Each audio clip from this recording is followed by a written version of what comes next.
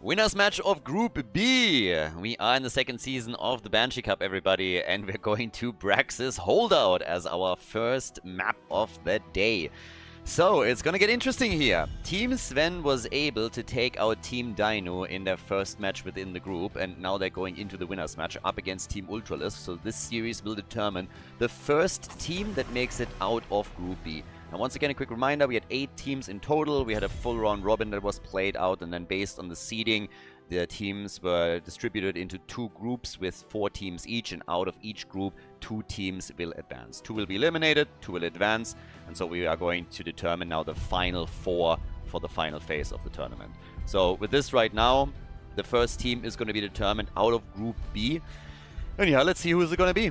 Ultralisk is, of course, coming in as the favorite. Team Sven, on the other hand, has been scrimming a ton. They had really good results in scrims. It's always a little bit different when you're talking about these captain draft style tournaments in the first place. There are some teams that are really putting a lot of effort in. They're scrimming a lot. Others that might not find the time or don't have the same priorities here. Suffice it to say that Ultralisk and his boys have been doing really well in the round robin. They have obviously won their first match in Group B, and now they have an opportunity to move out of the group immediately.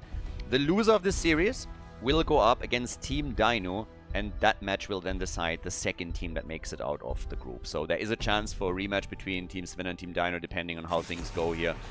When we're talking about the draft, also a quick reminder that every single hero can only be played once within the series. So every single hero that you see in game number 1 cannot be played again in game number 2. Just as a little refresher.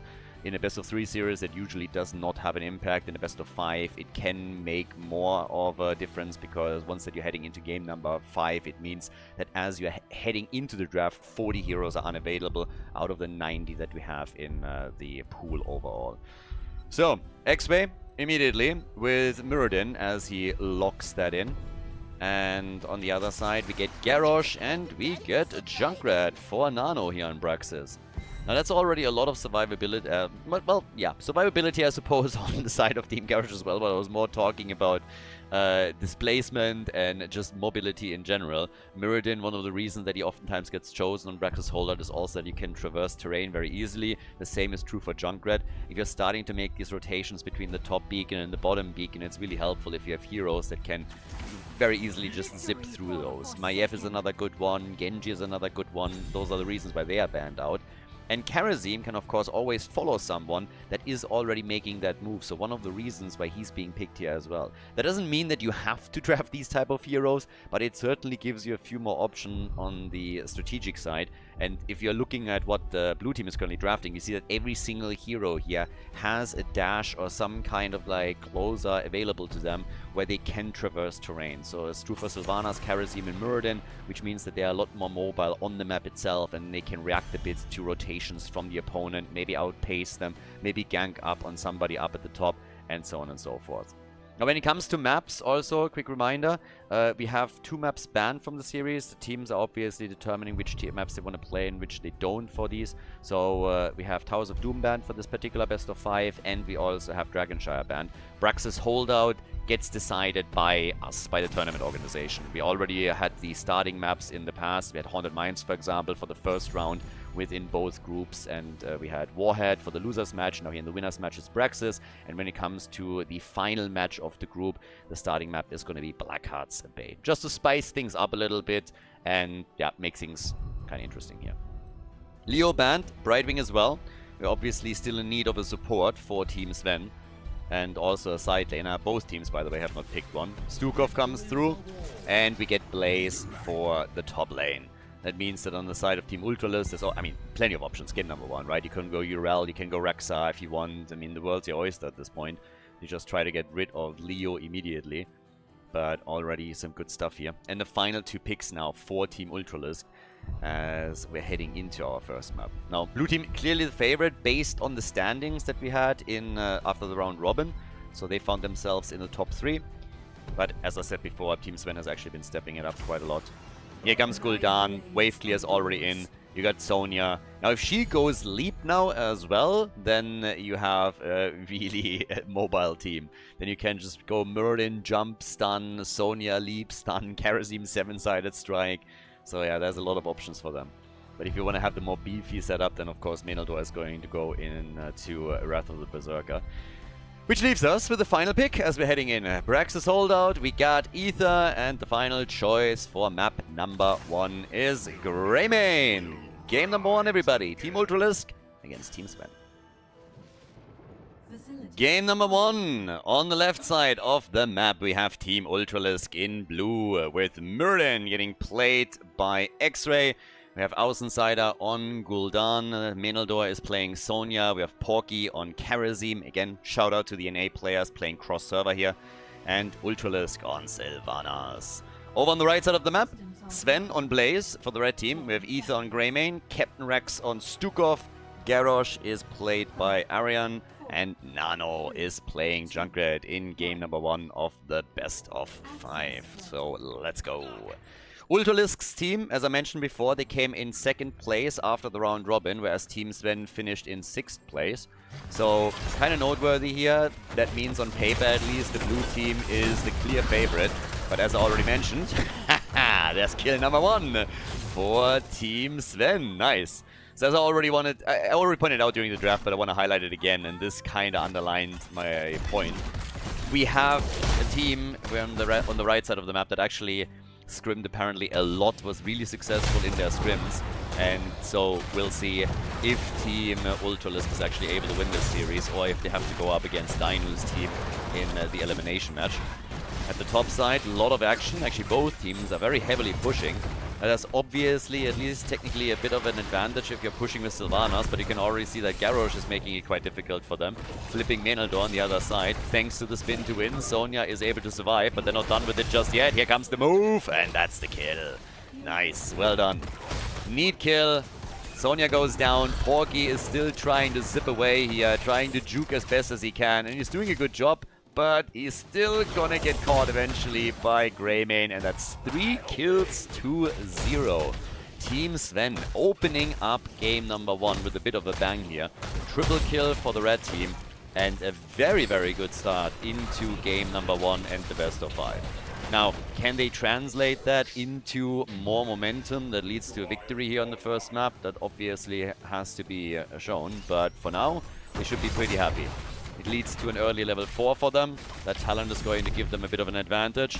Control at the bottom has already been established on the beacon. Up at the top though, they're slightly outnumbered, which means that Team Ultralisk instead is going to get at least one of the 2 beacons for now. Now Greymane is coming back in after grabbing the camp here with Stukov, so this is going to help Nano with a push a lot. At the top though, this immediately translates into a quick attack. Porky jumping in again.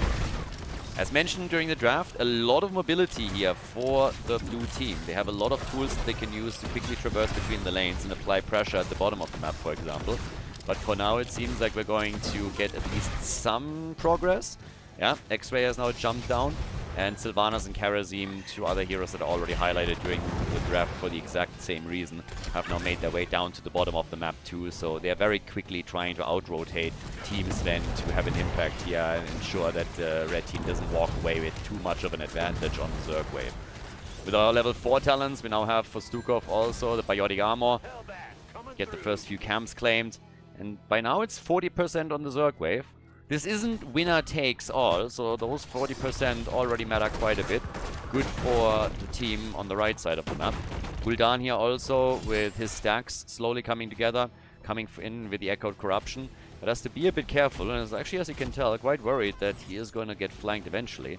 So up at the top, they're moving in again. And this is going to give them another few points. Not a lot, because X-Ray is already rechanneling the beacon at the bottom, but it's another 6 percentage points. And over time, this is going to add up. So, Karazim gets caught and killed, and that's kill number 4. It's a fantastic start for the team in red. They are not only more than half a level ahead right now, they are taking control at the bottom. Rotate back up towards the top once more. So very, like, the game itself is very, I don't want to say chaotic, but it's like very fluent. Like currently they're just like moving from one lane to another. It's incredibly dynamic because every single time somebody tries to establish lane presence, the other team rotates over and just forces issue on the other lane. And they're getting another kill, which is now 5 kills to 0. This is pretty impressive, I gotta say. the round robin didn't go all that well for Team Sven. It's not like they sucked or anything, but they just didn't... They played a lot of bounties, they tried a lot of bounties, and it didn't work for them in a lot of cases. And yeah, some of the games just were so close. The one thing about Banshee Cup Season number 2 is that we had so many comebacks, so many games that were incredibly close, and I think Team Sven oftentimes fell victim to exactly that dynamic. Now here in the group, they are doing really well. And with 5 kills to 0 and nearly a level advantage now, they obviously have quite the lead. But they are trying to push further. After level 10, the dynamic is going to change a little bit once that we have the heroic abilities. But at least for now, things are going really well, and Team Ultralisk has to be worried a bit about their performance in game number 1. So again, just the exchange in beacons. So far, no real progress, honestly, for the blue team. They haven't been able to get anything done here. Yeah, X-Ray jumping out once more. And also, in the meantime, we are here all the way to the top. Also, we get the blinding speed now on level 7. Karazim, obviously, we don't get to see him that often these days. We had him just the other day paired off with Garrosh to try and flip into 7-sided strike. Obviously, outside of that, total standard build. I mean, level 1, we're having Iron Fists. At this point, Blizzard might as well just make it baseline. Nobody that knows anything about the hero would take a different talent here. So I can't even remember the last time that I have seen Karazim being played with a different talent than Iron Fists on level 1. Must have been played like this for at least 7 or 8 years now. Either way, top side, they isolate another target, they go for Sonya and take her down too, so that's now 6 kills to 0. They're closing in on level 10 and they're going straight for the fort. The defenders are coming through, but already half of the hit points are lost here. So yeah, it's tough times for Team Ultralisk, there's no doubt about it. Maybe level 10 will change things, but there's a huge chance to gain momentum for the team in red. If they just take a few forts out with level 10 abilities, or at least one, that would eliminate the Fountain 2 and makes it much, much harder to sustain the blue team at the top. But they're fighting back. I mean, they're trying to look for a kill as well. They're getting now their 4th hero towards the top, so it's going to be a 4 versus 4. The problem is that a lot of the guys are already a bit low, X-Ray being one of them. And he gets killed. Yep, gets caught, killed, goes down. Level 10 is ready. They're hoping to follow up with the second kill, and they can. Sonya falls, and now we have 70% to 36 with the red team trying to establish full control again, thanks to the heroics that they now have gathered. And of course, at the top, they're pushing at the same time immediately for the fort itself. So, yeah, nicely done. I mean, this is actually looking incredibly good.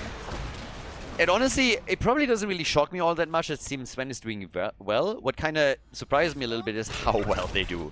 I mean, we're talking about a 2-level advantage and 8 kills to 0 at this point. Maybe Team Ultralisk isn't really awake yet. Maybe they need a coffee, they need an energy drink. Like, I don't really know what's missing here. Got caught a bit off guard, didn't have a warm-up, but whatever it is, they're getting absolutely murdered. Karazim down, Muradin is dead too. That's 10 kills to nothing. Obviously, courtesies of having heroic abilities, whereas your opponent doesn't have any. We have a 100% Zerg wave for the red team, only 32% for the blue team, and that push at the top is now going straight up for the blue team's keep. And at this point, I mean, it is absolutely justified to state that Team Sven is going through Team Ultralisk like hot butter through cheese. They're absolutely crushing the early game. 8 minutes in, and Team Ultralisk is having no success here whatsoever. It's essentially a farming simulator. Maybe now, with level 10, can the blue team finally fight back and get a few kills? They're trying. Yes, 7-sided strike is coming out. Bunker, on the other hand, negating a lot of it. Porky gets caught. Porky, yep, he goes down. X-Ray is attacked next, and he's dead too. That completes the dozen. We have 12 to 0. On the kill count and level 13 on the board. Junkrat isn't even here. Junkrat is at the bottom of the map in the meantime and is destroying the next fort as they are already poking at the keep itself. But it's really crazy. I mean, absolutely nuts. Nano jumps out once that he sees Meneldor coming. We indeed have Leap, by the way, in case you didn't see it already in action. So Leap is in, 7-sided strike. Boy, oh boy, this game is not going well for Team Ultralisk. Yeah, they definitely need to... They need to stabilize first and foremost. stabilize a little bit and to... well, I mean, they need to get their shit together. That's essentially what's happening here. Maybe play the next game with both hands. They're saving all the good plays for game number 2. No, I think they already got caught off guard here a bit. So this is not really working for them at all. Great performance by Team Sven. Now, they are going to try and bring this back, and of course, if you get some nice kills, then you can always do that pretty quickly. But thus far, they're still struggling to get a first kill in this game. They're up against a team that has a level 13 advantage now over them too. We have Greymane alone on 27,000. Now, to be fair, Sylvanas is actually matching that, more or less. But they're just not able to get any kills together. Sylvanas with the Wailing Arrow, so they can get some decent isolation. Maybe now for Nano. Nano literally in the corner is able to get away, though. Still has the mobility here. Garrosh once more with the ult and the taunt. Horrify comes out. They're trying to get the kill, just can't. Maybe now. Arian is a bit low. 7-sided strike. Stukov also walking away, but X-Ray and Menaldor are both low and have to retreat. And this all happened in a 5 versus 4 situation. Blaze wasn't even here. Blaze wasn't with the team. Is now coming in, but that bottom fort is not looking good, and they're likely going to lose it. Still waiting for the level 13 talent. Next objective is also popping up, and they're just losing ground all over the place. And on Braxis, it can be pretty difficult once that you lose the forts. It can be really difficult to push into the middle of the map and go for these fights if you don't have a single fountain left anymore that helps you, if you always have to retreat back to your inner circle of defense towards the keeps. So now a chance maybe to get an objective, but let's face it, if we are getting another huge objective from the red team, this might be the last one. They're definitely going to make a big splash for that. Level 13 is closing in though, but progress is now being established. They're rotating down, trying to limit the damage a little bit, but the first 20%, 18, 20% have already been accumulated here. For Team Sven, they're trying to force the fight once again. Coming in with a bullet. X-Ray, Avatars up. It gets hit heavily by the Riptide on the other hand. And they come in for Porky. Greymane wants to kill. Menaldor also on the retreat, trying to escape. Gets again caught by Garrosh, and this might be the end of Sonya. Flipped, Horrifies out. Finally a kill. Greymane is gone, but they lose Gul'dan in the same moment, and Karazim also gets crushed. And the objective is at 100%. They're channeling the entire thing through. So 100-0 for now. They're gonna get the 18%, the mini thing that you will always get. It's a poor excuse for a Zerg wave, but at least it's something. But it doesn't change the fact that there's now going to be a big push at the bottom of the map. They're gonna try and take those out. Team Sven opening the series up with an absolute bang, showing no mercy whatsoever and really crushing it here. So fantastic performance by the team in red as they are going for glory. Nice, they cut up. The X-Ray has no chance. The X-Ray ends up in the back of the team, gets immediately hit by Stukov with a lurking arm, tries to get out or hit Avatar, anything, and can't. Had the cooldown there too, so he gets destroyed. That's the tank gone, and that means that you just can try and poke a little bit, but the damage is more or less already done. We have level 16 in the hands of the red team, and they're starting to go for the keep here. It's an utter disaster for Team Ultralisk. Yeah, they are just getting crushed. At least they got a kill, so it's not going to be an absolutely perfect game for the red team. But it's undeniable that it would take a big miracle here for them to somehow bring this back. Some might say an incredible miracle. Hashtag StarCraft 2 throwbacks. So, 16 is in. Full dominance on the map. Can take a couple of the camps now with ease and just like rotate between camp and just claim those. They still have, of course, a massive advantage thanks to the talents alone. But, yeah. It's a bit disastrous. If you're in the winner's match and this is the first map, it's one of those that if you're not able to start a comeback, you have to just shrug off. On the one hand, I'm already talking the entire time as if the game's over, and just looking at the stats, it sure looks like it is. But we've had so many insane comebacks over the course of this tournament that I don't want to write them off 100% just yet. How many times did we see a team go for core, drop it by half or more, and then just get killed and the opponent ended the game? Porky at least is having some fun here, is already starting to B-step a little bit around. Apparently somebody told him that he's on the European server now and that he's allowed to B-step and that people are not immediately getting butthurt about it. That's more an A thing. That's something that actually never really... I never really understood that.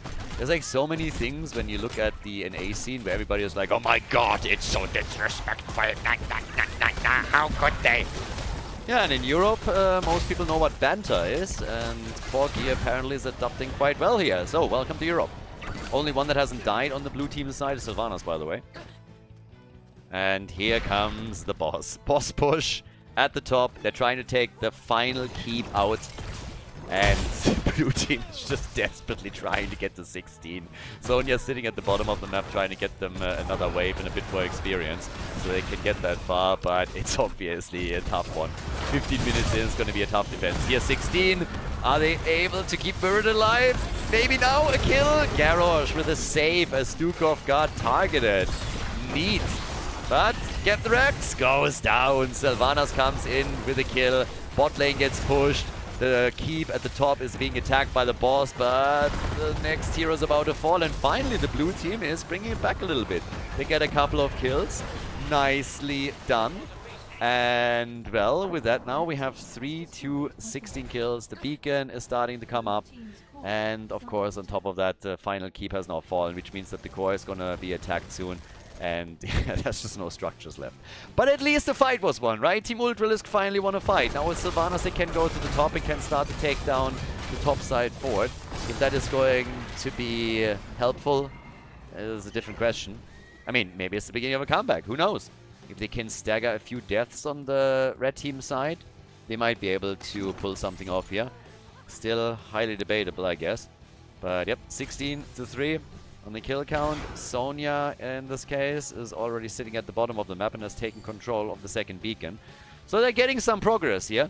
But if you lose every single structure except for your core, then it's going to be tough to really facilitate that comeback. Just so that you get a bit of an idea.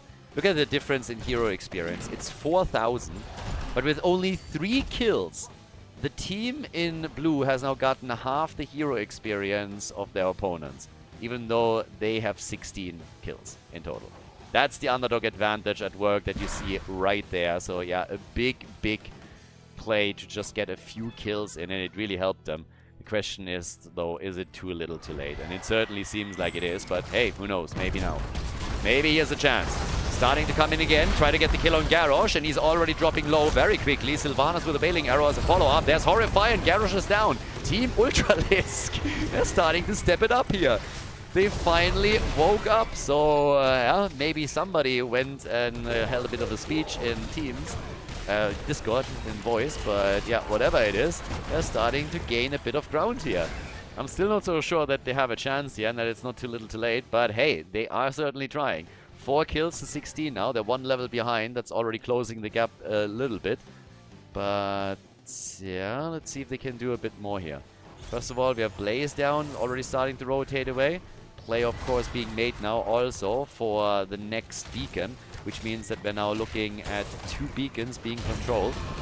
And that's 100% on the wave. It's a bot lane wave. I don't really think that they have to defend at the top unless somebody's pushing, and so far nobody is, but Gul'dan is still rotating towards the top to ensure that that's going to be a thing. So down at the bottom of the map, the attack still coming, and the keep is falling. That's, sorry, the fort is falling. 2 forts have now been destroyed. Level 20 is ready any moment for the red team, which will give them another advantage. But you can see the dynamic in the game is slowly starting to shift.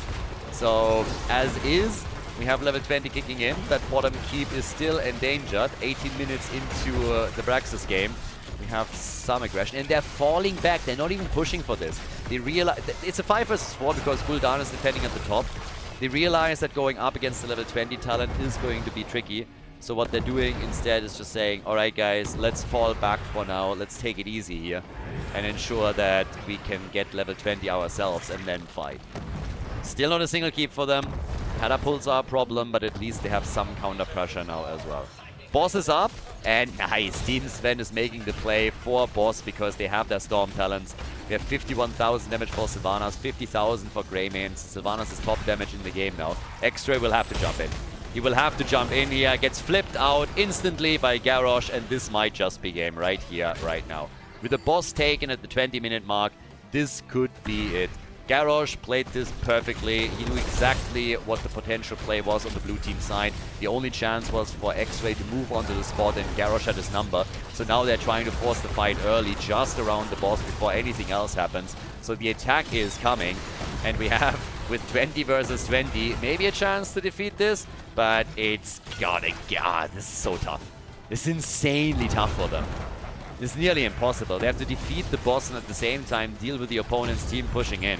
And here comes again Mirrodin, jumping in deep. Nice move by Sylvanas with the ult. Leap and the kill on Greymane. That was the big one to take out, and they also destroy Blaze. Greymane and Blaze have both been destroyed, and they're going to be able to defend.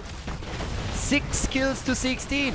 Both teams are on level 20 now and have their Storm talents. And the blue team has been able to defend the boss. Insane. Is this another case where we're just going to see an incredible comeback? What is happening with this tournament? Seriously. Season 2 is just insane here at the Banshee Cup. Time and time again, these crazy comebacks. I mean, I sure hope that you guys like the script, because we put a lot of energy and thought into that. And yeah, we made all the big ones, all the big plays here. And teams are sure sticking to it. So now we have camps cleared, claimed, attempts at stealing them away. But it's ridiculous. It's absolutely ridiculous. The quest for Gul'dan, by the way, isn't even completed, so he doesn't have the full value out of his Echo Corruption on level 1. Even though we are on level 20 already, so Gul'dan is still trying to complete his level 1. By now we are 21 minutes into the game, so catapults are really starting to hurt here. Objective is up again. And despite everything that we've seen and all the momentum that Team Ultralisk has gathered, Team Sven still has 2 keeps. They still have 2 keeps. They still have the upper hand here. But of course, they also need to win a fight, win the objective, or get Greymane onto the core, with everybody else on the red teams, on the blue team side being unable to defend. Maybe Hearths being interrupted or not. But it definitely starts to become... like, it feels different now. It really feels different. At this point, kind of feels like Team Sven is the one that is really worried about losing the game and not Team Ultralisk anymore. Team Ultralisk is attacking, and they find another target, and they take Garrosh out. Garrosh gets caught and blown up, Horrify, Leap, everything being used. Now it's a 5 versus 4 for the blue team, and they're gonna try for the Zerg wave. They were thinking about moving down to the bottom of the map and make a play for the keep. Decided against it. Are moving in now for the top and are trying to channel the beacon right here. So, good stuff. A little bit of a roaming squad that is reacting to whatever happens from the red team. They know that they can gather a nice progress. Garrosh is down for another 30 seconds. So that's going to be pretty big as well. Being down for 30 more seconds means also ample of opportunities to get a staggered death. If you can kill another one here, that would, of course, be just the play. But they go for the wave. They're going to get 100%. And the red team is just sitting tight, playing it slow, playing it safe, not moving out onto the map, just saying, all right, guys, whatever. We're not going to make a big play right now. We're not going to try to greet this and try and catch somebody. We're going to wait for Garrosh. We're going to defend as a 5-man. We still have keeps. We can suffer through this. And look at the Hearths. They're already hearthing here because they're a little bit afraid that the red team is actually somewhere else. They're afraid the red team is trying to get towards the core and take it out. So I really like that they were hearthing, cancelling the entire time, because it simply didn't have vision on the team Sven. They had no idea where they were, because it was just behind the wall here. So now the defense kicking in, 23 minutes into Braxis. Sonya down at the bottom of the map, but this topside keep with the help of Sylvanas should now be falling. That's way too much damage here. They're just keeping Poke up a little bit, but also not forget, they have a 4 versus 5 on their hands now. Keep is gone, and they're likely going to retreat now. Team Ultralisk has been fighting. They have been clawing their way back into this, and are now sitting in a situation where they have eliminated 2 forts and the keep on the red team side. So Team Sven still has a bit of an advantage, I guess, but it's not a big one anymore. 1 keep is all that they have over their opponents. Which is, of course, quite a bit still, but yeah. Gul'dan is never going to complete that level 1, by the way. I suppose later it's going to happen. But he's still sitting at 37 stacks. And we are already 24 minutes into a Braxis holdout game. So yeah, poor Gul'dan not able to get a lot of stacks together here for his level 1. Oh boy. Bottom of the map, boys, 2 catapults. Gotta be careful. Now they're worried about the boss, of course. And they're also going for the camp, but the catapults have to be dealt with. Boss is a big, big play now, potentially, for each of the teams. Question is only, is somebody really willing to move in and to risk it? Because it's not going to be an easy one to go and start attacking the boss. You know that your opponent is definitely going to have a say in what happens next. So everybody's just dancing around, ensuring that the opponent is not trying to sneak it in. Specifically when you're playing with Greymane, you can of course chunk that bad boy down fairly quickly. Teams have started to put mercenary camps onto the lanes again for added pressure. Specifically the top lane is affected by that now and gets de-pushed by Junkrat. Yeah, they're still not making a play for this one. On the damage side, 61,000 for Greymane, his second highest damage in the game, top damage for his team.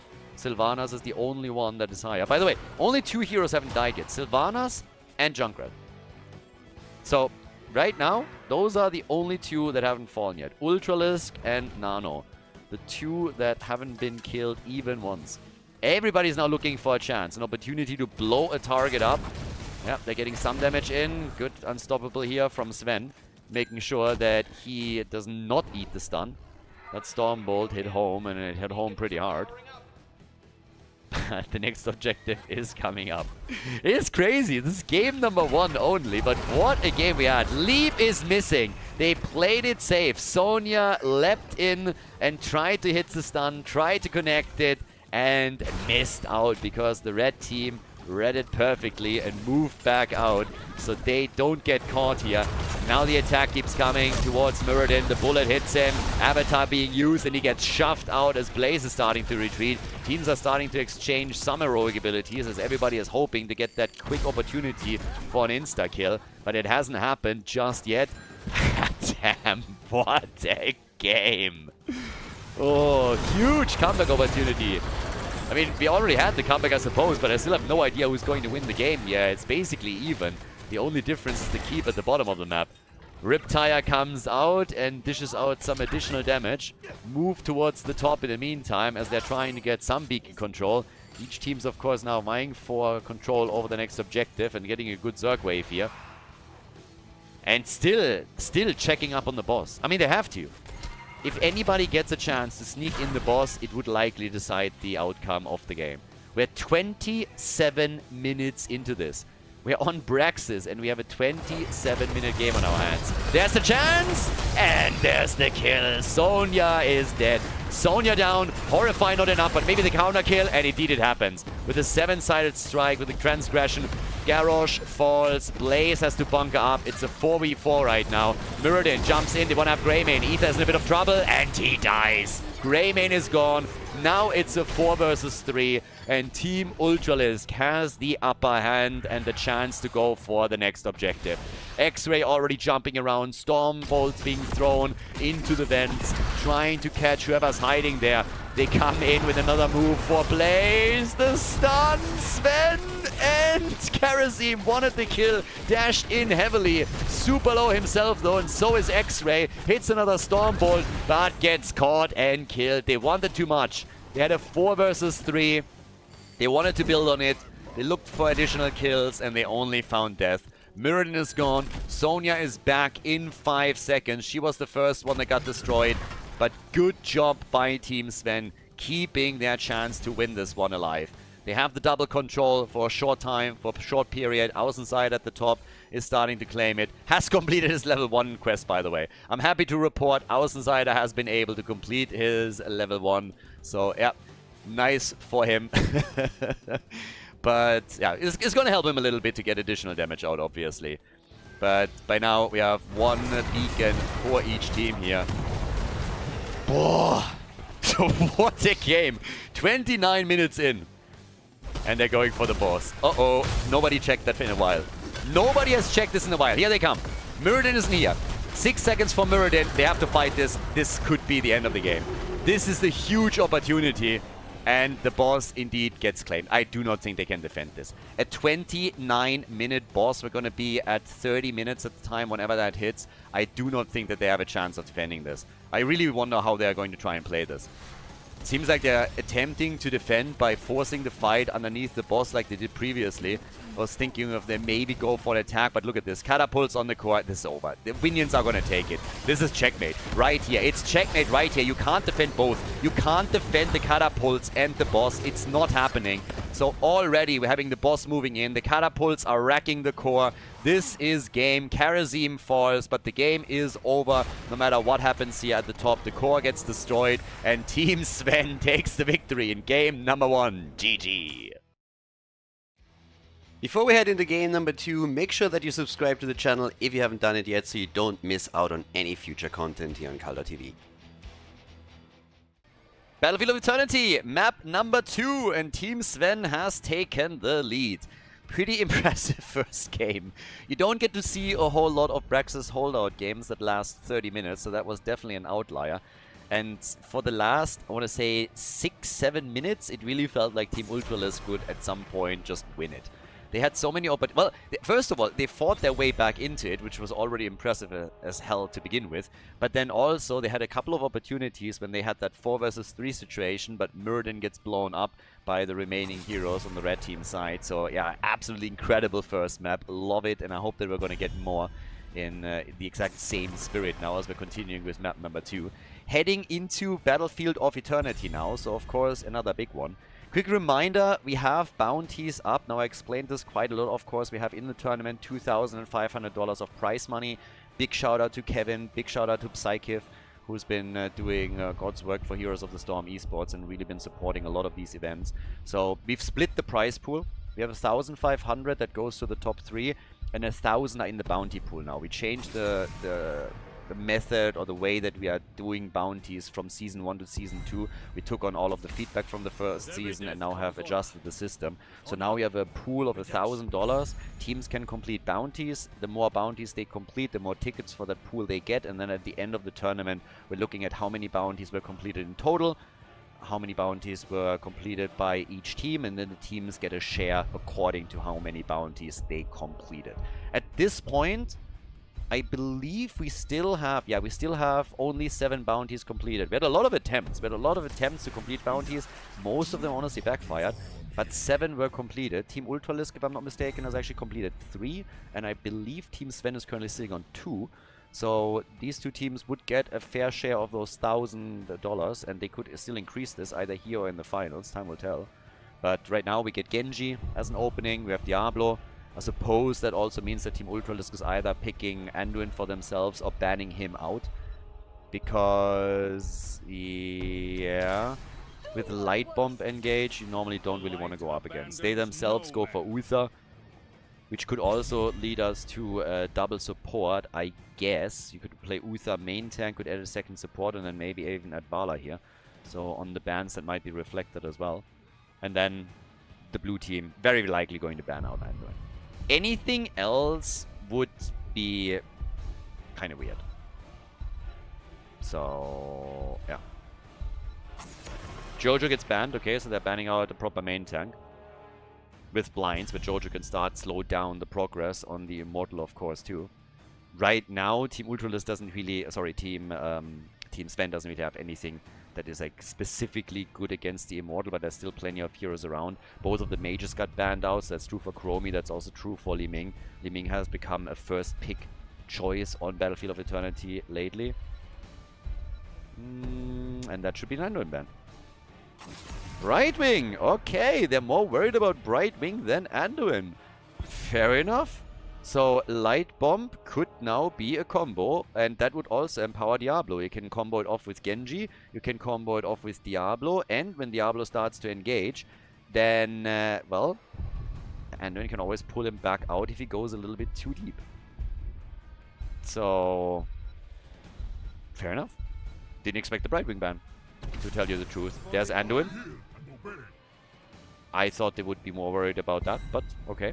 They prioritized Brightwing. I mean, Brightwing is pretty powerful. As much fun as I make about the fruit fly, Brightwing is still very meta. Sven on Samuro, for me personally, always a delight. I always enjoy that. That gives us the final 2 picks for Team Ultralisk, who again seem to wake up towards the last third of game number 1. But can they carry that bit of momentum that they had despite the loss now into the second map? That's the big question. Because they're very not happy with how this one ended up. There's the second support. We already expected that. So Uther's the main tank. X-Ray going to sit on the side lane most likely. We have Rhaegar in addition. And an interesting draft from them. The double support is starting to become a lot more popular over the course of the Banshee Cup right now.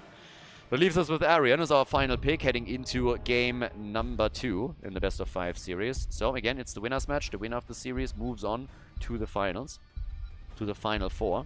The loser still has to fight it out. We get Cassie as our final pick, and that means we're ready. Ready for Battlefield of Eternity, so let's jump into map number 2. Second map of the best of 5. Team Ultralisk on the left with Menaldor, the love child of Mene and Khaldor. On Urel, we got Porky on Rhaegar on support number 1. Support number 2, Uther, played by Außenseiter. Ultralisk on Hanzo, and X-Ray on Imperius. So, yeah, a little bit different after all. Seems like Imperius is played as the main tank here, and then we have the double support behind him. So not really an Uther main tank with Imperius on the side lane. Honestly, now that I look at it, I kind of blanked a bit in the draft. And yes, they have Imperius plus Urel, so Urel is obviously the side laner for them. Very interesting draft, to be honest. This is a wild one. On the right side, Team Sven with the man himself on Samuro. We have Captain Rex on Anduin, Aether on Cassia, Arian on Diablo, and Genji is played by Nano. But it is a very beefy draft. I mean, look at what they're running here. Imperius main tank, then you have Urel at the side lane, and all of a sudden you come in with the double support Uther plus Rhaegar. From the looks of it, normally I would say, okay, Rhaegar is going into Bloodlust, but I'm not even so sure about it, because right now, when you are taking a closer look at the heroes that they're playing here, it's not like they're running a lot of heavy auto attacks. They can, of course, do quite a bit of damage, and they can use it as a chase tool as well. But they might even change things up a little bit on the heroics. So level 10 could become an interesting one. A really interesting draft here from Team Ultralisk. If this is going to work, we'll see. But yeah, either way, at the top, obviously, we have now Menaldor going up against Samuro, against Sven. Down at the bottom, it's just like that 4-man as normally established on this map. It's going to be interesting once that Anduin also hits his level 10, because we are waiting for those light bomb engaged with Genji, and they're going to try and hit the backliners pretty heavily. On top of that, of course, there's always the Diablo factor when he starts to get aggressive and starts to make his plays. With Anduin, as I already mentioned, you are in a pretty sweet situation, because what you can essentially do is just get aggressive, and then if you go a little bit too deep, if there's a problem, you have someone like Anduin that can always pull you back out and ensure that you're not dying, that you are... Yeah, it just allows you to make more plays. You're a little bit safer, you can make more plays at the same time as well. And normally it translates directly in some pretty sweet moves where Diablo just has a lot of wiggle room. I mean, Arian is already trying to exploit that freedom that he has thanks to that. You can always try and get a target, push it into a wall, and hope to just tee it up for the rest of the team so that we can take them down here. Now, either way, we have still lots of poke happening at the bottom of the map in the 4-man, of course, but the objective is going to be announced soon, which means that the teams are now starting to move straight up towards their camps, trying to take the shaman camps here and claim them as quickly as possible. Same is happening on the right side of the map. Always the idea, just like paired on the timing side, the objective with a lane push powered by those mercenaries. And that normally then really helps you to get a lot of aggression going in these situations. Now all the way up at the top, we're having still our 1v1. Not really too much happened here. Walls are basically unscathed. But Immortal number 1 is now starting to spawn, and that's where we're going to see which team takes the lead. And it's funny because we have essentially mainly one hero that is just like an absolute immortal killer. It's not like we have an Arrow Vala here. Lin Ming is not in. The long distance poke from Chromie is missing. The 2 of them got banned. But we got Hanzo. And he's, of course, the absolute king of Battlefield of Eternity when it comes to immortal damage. One of the best that you can possibly get. But the teams are very, very quickly starting to center around the immortal. And the halftime show in this case is won by the blue team. So Hanzo is doing his thing here, as you can tell. And they are starting to move straight in for the first potential victory. So a bit of a defensive play now from the red team. They have only Nano on the side, so the Shimada brothers are the one dishing out the damage. They want to go for kill number 1 though. X-Ray has to retreat, and in a bit of trouble here for a second. Might still get the heal. Double support, of course, keeps them alive. It's a lot of sustain that they have, but X-Ray gets attacked again, and he needs to be careful. Diablo takes the opportunity, jumps in, and just crushes him. Kill number 1 for Team Sven as they take the lead with a 1-0 on the kill count. The objective might still go to the blue team though. They're committing, they come in for it. They might lose another hero for it, but Durell claims it and grabs the first immortal for the blue team. The shield obviously mega low. I mean, really tiny shield at this point, but still good for the team on the left side of the map that they were able to get to that point. So yeah, that one was kind of important. Make sure that you grab the Immortal at least, that your opponent doesn't get the kill and then the Immortal. So yeah, they're able to get all of that set up. By now we're looking at a pretty comfortable position for them. Sitting obviously tight and trying to break through the wall, trying to essentially also make a move then for the fort itself. If they can damage that, that would of course be pretty neat. The question is still, how quickly is the Immortal taken out? And yeah, it's only scratching it. Only scratches the keep. Not really too much damage done over here. Just a little bit of work.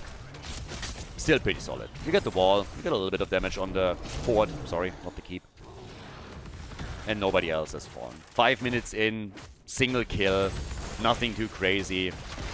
So, yeah. Fairly alright. But then again, we have a few more camps up on the map. Blue team is now trying to take a more aggressive position again and starts to claim them here. Hanzo is still working on his level 1 quest. Diablo's working on his souls. Once again, they engage, and this time it's Ether that gets attacked. Cassia hasn't gone into stacks, but went instead, as you can see, in the charged strikes and then the Ring of Leech. But they are still going toe-to-toe at the top lane, because Team Ultralisk is trying to use the camp to their advantage and drop the fort even lower in an attempt to drop this one quickly. It's not happening yet for them. Any kind of damage they can do here is nice though, even a little bit. It adds up over time. At the bottom of the map, I guess the Muro is currently outpacing Menelor's attempts a bit. But yeah, even that is still fairly even. In experience, the teams are also not falling, not making a big gap happen. 20,000 damage now for Cassia, 12,000 for Hanzo. And they kind of abandoned the top lane a little bit, which costs them a wall now. The Immortal is being announced again. The teams are therefore starting to go for their camps in just a moment, once that they start respawning here. But with another Khaldor camp claimed at the bottom of the map, the blue team has now a bit of an advantage there. They've claimed a lot of those, so there's a bit of an experience lead that they have on Mercenaries. It gets negated by Team Sven pretty easily. But it's kind of amazing to me that we're now 6.5 minutes into the game and we have only seen a single kill. Both teams are going for the halftime show, but the next up will be the attempt to go for a quick level 10. They want to have level 10 so that they can fight for the whole victory here. The one thing that is quite clear though is that Hanzo is just super strong in this situation, as usual. So he wins the halftime show for Team Ultralisk once more. The red team is way more interested in having these team fights now, but I think they're going to get the second Immortal before level 10 even connects. And that's bad, honestly, for the red team. They want to have these team fights. So much sustain, though. It still blows my mind how much sustain we actually have for the boys in blue. Yeah, with the double support and everything that they have. Now here comes the Light Bomb. We get X-Strike. So now the abilities are finally in, and they can start making their plays. Light Bomb, and that might be a kill. They're going for Porky. And Rega gets murdered by Genji as he zips in, gets the reset. Uther with a Divine Storm. They went Divine Storm and went Bloodlust. Ether survives, and Diablo... Don't tell me they both survive. Alright, Hanzo is dead, but at least Dibbles has to fall now. No way! Uther is down. How? How do they not lose heroes? What is this? What is happening? How is Diablo alive? 3 kills, Diablo is still alive. That is ludicrous. And now they're losing in... What? 6 kills to 0. How did Team Sven not lose a single hero? And they also won the Immortal. Are you kidding me? What? Imperius even got his ult off against Diablo and they isolated him. First it looked like Cassia was a sure kill, then they went for Diablo and then they killed nobody. That's insane. That is absolutely insane. The fort is gone at the bottom of the map. Up at the top, we're having in the meantime another fort getting attacked and dropped low. They will very likely... can they take it down right now? Maybe not, but... what is going on here? Game number 1, at the beginning I honestly just chalked it up a bit to Team Ultralisk not being ready. Team Sven preparing a little bit better, having a proper warm-up game. Team Ultralisk getting caught off guard there a bit, the draft not really working out, and then towards the end of map number 1, they really, you know, found their stride, they came in, they made their plays, and nearly won the game. So I expected us to head into game number 2 on that level of play. Back and forth, both teams at each other's throat. And I think for a long time that was actually true, but once we headed into the second Immortal, all of a sudden it falls apart for the blue team. They're losing 5 heroes, they're losing the Immortal, and that's just an utter disaster. So by no means has Team Sven won this just yet, but they continue to impress me with their performance. And I know they've been doing well in scrims, but damn son. Compare that to their performance in the round robin. There comes the blue team though. Now we're going. Now they're coming in. They're instantly losing 3 heroes again. Like, they take the fort out and then 3 heroes fall. Both of the supports are just gone. Hanzo gets destroyed. They're chasing the rest of the team. X-Ray is not going to make it either. So that's Imperius dead. And we'll see another fort fall. Crazy. Absolutely crazy. Look at this.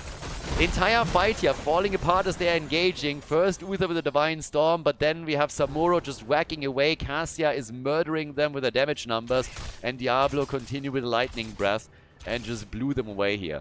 I mean, at this point, Diablo's breath seems to be heavily deadly. He needs to... somebody... mouthwash. I recommend mouthwash. Brush your teeth every now and then. If you can kill people with your breath, you... yeah, you're never gonna get a date, dude. It's just not happening. Even Andariel doesn't really want to have a part in any of this. So, yeah. It's pretty disgusting. Boy, oh boy. What's happening? This series is wild. 36,000 damage from Cassia. Look at the Immortal they're getting here. Look at the amount of a shield that they're running on this one. Well, to be fair, the red team has actually now started to fall back down. They kind of slacked off a bit on the damage, so now they only have like a 50-40% shield. It looked for a long time like they would end up with 70% in their hands. But still, either way, it is pretty respectable what they're running now.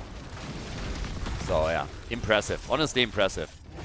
26,000 damage from Imperius. He's the top damage for the blue team. Out-damaging Hanzo, just to name one of them. And yeah, just looking great. Light Bomb is back up, so they can go for Light Bomb engage into the back line. First, they're starting to get a catch on X-Ray. There's the stun, and even with a cleanse being used, Imperius falls. Genji jumps in. They're trying to body block Porky here. He's low. Remember, no Ancestral, no Divine Shield. They went for a beefy frontline plus a double support, and they tried to go for the utility ults on both supports. And with no Divine Shield and no Ancestral, they just don't have a panic button. Hanzo kills his brother, the Kinslayer, in action, and they go for the keep. As all of this happens, at the top, we have another attack coming, since Sven just keeps relentlessly attacking the top lane, and they're now even going for the core. Even if they can't end the game here, just damaging a bit already would be a huge win, but they might be able to end the game as they're going for Außenseiter. Once again, he tries for the stun, hits them hard, but he gets killed. Ulta is gone. The Immortal is starting to take the core down. Team Sven, absolutely incredible. They're looking at 2-0 lead, and not a single kill for Team Ultralisk. Not one. They're still trying. It's 15 kills to 0. 15 kills to 0. Rega is dead. Finally, Genji died. Of course, it's the Overwatch hero that ends. Genji died, but the outcome of the game is obviously a foregone conclusion. I mean, mind-blowing. Team Sven crushing it. Absolutely crushing it. Team Ultralisk loses another map, and Team Sven is heading into game number 3 and their first match point. GG.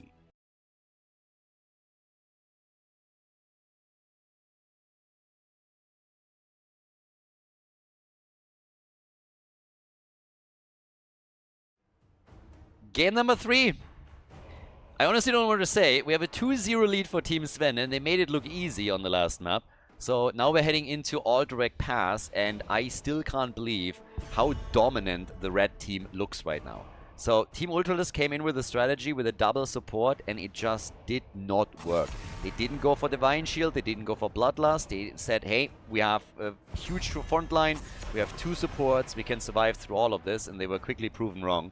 Now, it was actually kind of funny because they needed a little bit longer to get into the lobby, and honestly, I don't blame them, because if you get burned like this, then you need a lot of aloe vera to soothe those wounds. So, yep, all those burns have apparently now been treated, and the team is getting ready. But, damn, that is kind of sick. Maiev gets banned again. They're obviously banning out some of Ultralisk's key heroes. With all direct pass being the choice of Team Sven, they were the ones choosing the map. Team Ultralisk decided they want to have first pick, first ban. We can expect that some of the globals are going to be taken. Falstad, Dehaka are both still up and haven't been played yet. Chromie gets banned against Nano. That doesn't really surprise or shock me, but boy. I'm looking at this, and honestly, when I came into the series, I was like, okay, Team Ultralisk, probably the favorites. Team Sven has been playing well. Could see this go 3-2 either way. 3-1 if Team Ultralisk is crushing it. And now instead we're looking at a 2-0 advantage for Team Sven, and they might even make this the last map of the series and move straight into the Final Four. I mean, again, this is match point. It's 3 match points in a row now for them. Now there is obviously another question we have to ask, and that is, are they now with a 2-0 advantage all of a sudden looking at the draft and saying like, what about we hit another bounty? If you have a 2-0 lead in a best of 5, you could definitely do that. Abathar first pick. Okay, yeah, didn't see that coming. Not as a first pick. Abathar Illidan? Greyman is already out. You could go for Jaina and copy her. I don't think we're going to see Monstrosity here. But if you want to play with Abathar, can also go for some real strong side laners, of course. But for now, if you really want to go for copy, the usual targets would be the ones that I just mentioned. Unless they want to do something like Abathar Zeratul, which is also kind of crazy strong. If you play properly. We have Jojo and Hogga as an immediate response from Team Sven. So not hesitating here. And now they got to think about, okay, do we already go and grab our target? Or do we risk it being banned out? So. Kind of intrigued. Leo and Malfurion.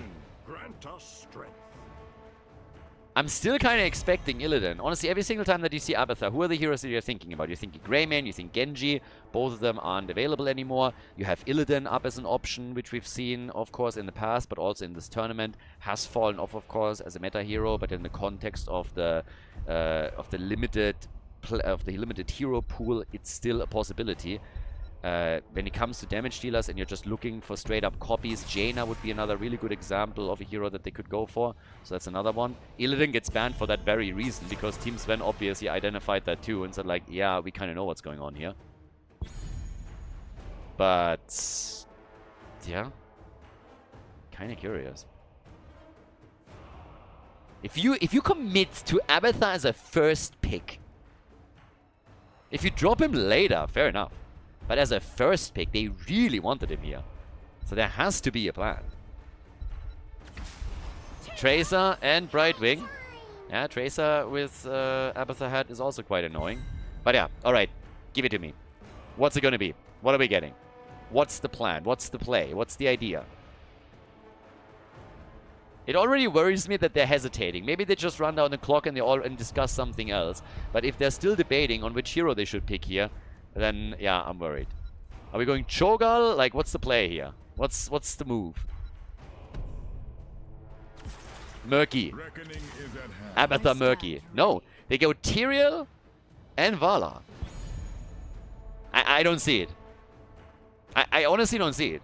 Why Abathar first? I don't get it. Like, why the first pick into Abathar? With anything else, I would have said, like, yeah, pick him later, it's fine. But the high priority is what really throws me off. So, Vala for Außenseiter, okay. Tyrael there too. And it leaves us with Nano. Final pick from Nano, and it is Zagara. More wave clear, more pressure. Game number 3, match point number 1 for Team Sven, everybody. Let's head straight into the possible last map of this best of 5 series. Game number 3, match point number 1, everybody. Here it is, the opportunity to try and make this work, make this a 3-0. Now, on the side of the blue team, we now have already a few choices made. They went into Abathur as a very early pick. Menel'dor with Leo, Porgy with Malfurion. We got Vala played by Außenseiter with an arrow build. X-Ray is already heading into a Judgment build with Tyrael, which would, of course, perfectly fit with what Abathur is doing in the team. And Ultralisk is playing the Slug. Over on the right side of the map, we got Sven playing Hogger, Captain Rex on Brightwing, Ether on Johanna, Arion on Tracer, and Nano is playing Zagara. So no bounty attempts by Team Sven. Now people that pay attention, just a little bit, are already like looking at me and like, Khaldor, like, what are you talking about? No bounty attempts. Clearly, they're going for Zagara Nidus bounty. All I can tell you is, well, they might go for Zagara Nidus, but it's not going to be a bounty, because they already completed that one. They completed 2 bounties, they completed Gazlo, and they completed Zagara Nidus. And teams cannot farm the same bounty over and over and over again. So, yep, it's not a bounty for them any longer. There's a lot of hit points that Außenseiter just lost here. I mean, in the early game, of course, in big team fights, when you don't have that 5th hit point bar, it can be a little bit tricky to survive through all of this. But yeah, as it stands right now, the attacks, they keep coming. The blue team is trying to get into a decent spot here. And me personally, I just want to see how well level 10 is going to work for them. Because they are going to try and make some big plays around, yeah, Tyrael Judgment, trying to snipe targets. And I'm not so sure if it's really going to work out for them. So Team Ultralisk might really drop down into the elimination match and then go up against Team Dino. Team Sven already with kill number 1 as Bird Boy gets kicked across the map. So Malfurion is already gone. He got quickly killed here, and it's a nice start again for Team Sven. And I like their draft more. And yeah, can Außenseiter, like, there's a lot really hinging on Außenseiter right now. He's gonna get the assistance of Abathur quite frequently.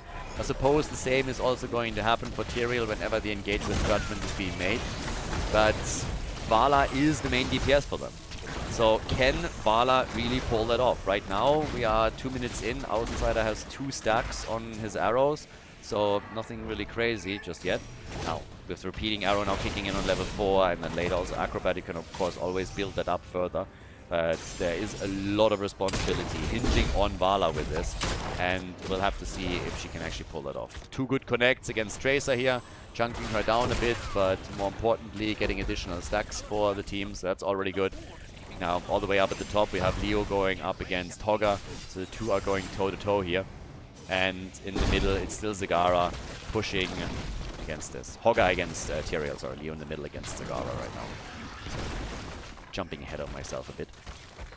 And they're taking structures down. They're taking some of the towers down already, pretty easily here with Zagara, as Nano starts rotating once again. Hogger is just ping-ponging around on the camp and trying to grab that. Power is probably going to be eliminated right now in a moment. Tracer's moving in for that. X-Ray alone, even with support from Abathur, which we currently don't have for him.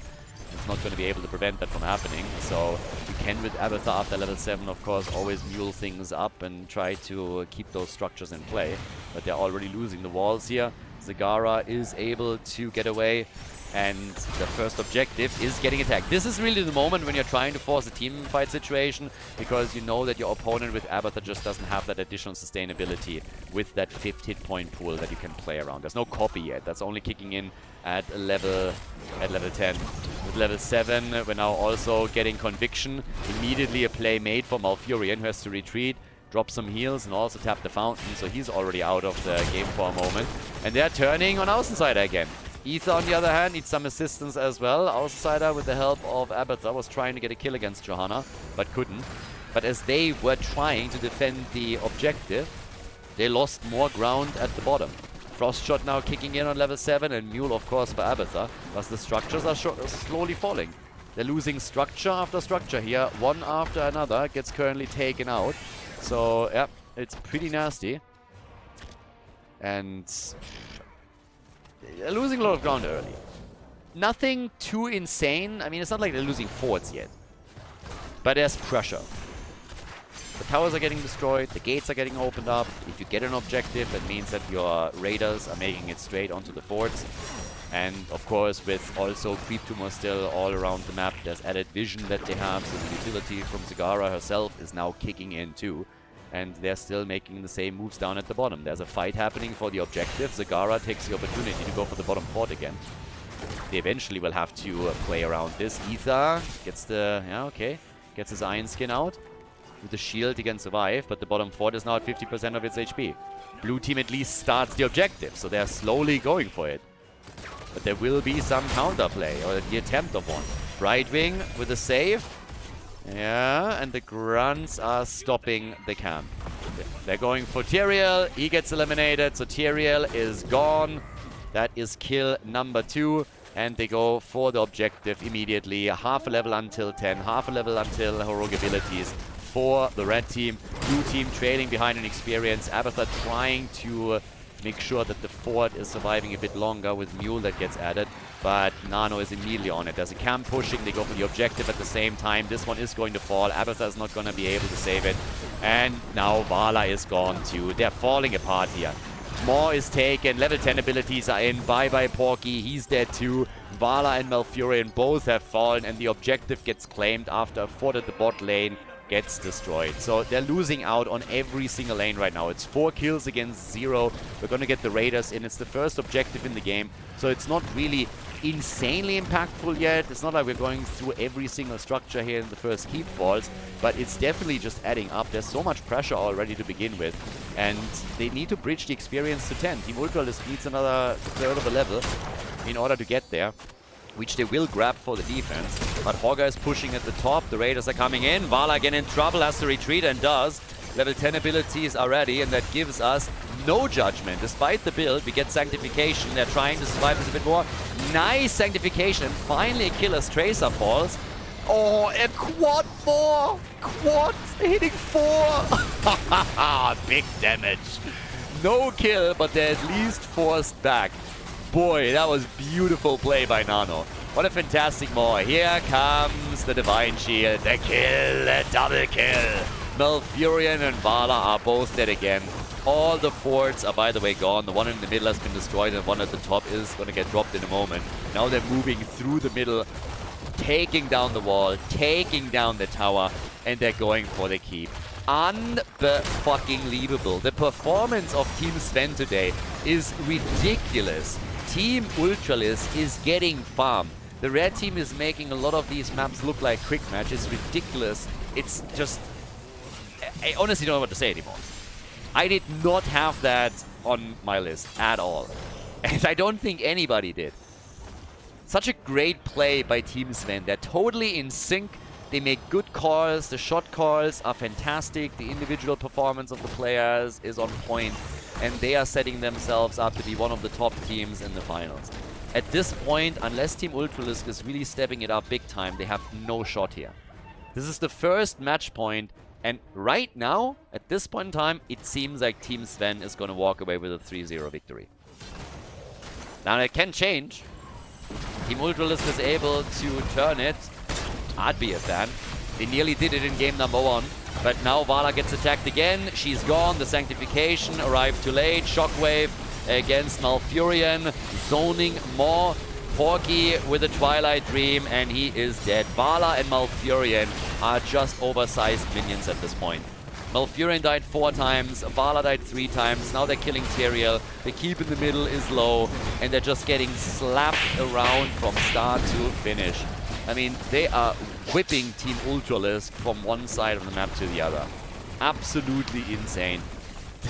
I mean, Team Sven, incredible. They go for Maynardor, they take him down. Leorki is gone. 5-man team wipe, essentially. Abathur, I guess, survives. But look at this. They keep it. Guys, we're 9 minutes into the game. 9 minutes into the game. And they just lost the first keep. The first armor shield is gone. I don't really know what happened here. It really feels like... honestly... maybe Ultralisk didn't have time today and he's letting his little sister play the game. But whatever is going on, Team Sven is crushing it. I mean, kudos to Team Sven. They've been continuously improving. They've been having a lot of fun with bounties at the beginning too. And now they are just rocking this. It's very easy to get condescending, by the way. Oh, well, sorry, not condescending. Getting complacent when they are in a situation like that. And all of a sudden, you know, just like get a little bit too aggressive, take big risks, and then get punished for them. They are taking the boss. At the bottom, we're seeing a similar play from the blue team. So it's going to be a boss for a boss. But yep, they will easily go for the next objective here, I suppose. So it's all now about how well can Team Sven continue this. 3-level advantage. They're 3 levels ahead. Captain Rex channels it. And I'm just impressed. Honestly, I really feel like the best way to describe this game is an impressive performance by Team Sven. That's just what it is. Team Ultralisk just not up to the task today from the looks of it. Can somebody step it up for the blue team? Can they now, as they're fighting for the objective, make a move? Topside keep is going to take some damage. Abathar can obviously repair a lot of it. Bottom fort might fall, but there's another objective. Big bullets coming out, but not big enough to get them kills. Leoric and Tomb into Sanctification, hitting multiple heroes, but the Raiders are coming down once again. We had a double Leoric play. So, yeah, call the Ghostbusters. We got 2 of them right now. But Leorki is gone, so is Vala. Außenscheider just not up to the task here. And neither is Malfurion. Arian chases them down. Tracer is absolutely running circles around them, figuratively and literally. They're going for the top keep now. X-Ray is trying to waste some of their time. He eventually is also going to fall. So he can run, he can't hide. He is going to get destroyed here. It's a staggered death, and of course they're going now towards the top. Take another keep down. That will be the second armor shield that gets removed here. And once that both of them are gone, they can instantly try and go for the core. And it seems like this is exactly what's happening. They have the objective, of course, coming in. Mule gets also called down, but this is just not happening anymore. What a performance! What a performance and what a series by Team Sven.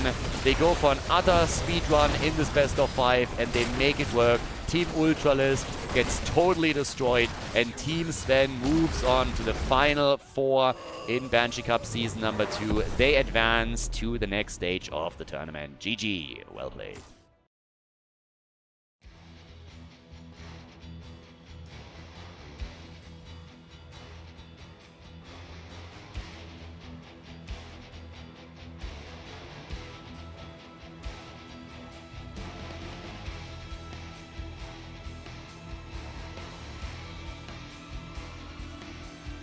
Thank you everybody for watching the video today. I hope that you enjoyed the show and the commentary. And keep in mind that the spoiler protection that is going to run for the rest of the video is made possible by all the support on patreon.com. So guys, if you want to support my work, if you want to help me start new projects and keep the spoiler protection in place, please consider heading over to patreon.com/Khaldor. There's also a link in the YouTube description and check that out. Thanks in advance and see you guys next time with more esports coverage here on Khaldor TV. Have a great day.